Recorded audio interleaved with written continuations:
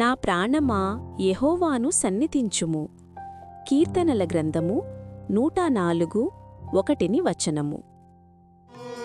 పడమాటికి తూర్పెంత దూరమో, పాపములన్నీయు దూరపరచెను. తండ్రి తన తనయులపై జాలి పడునట్టు భక్తుల ఎడల జాలి పడును. తండ్రి తన తనయులపై జాలి పడునట్టు భక్తుల ఎడల జాలి పడును.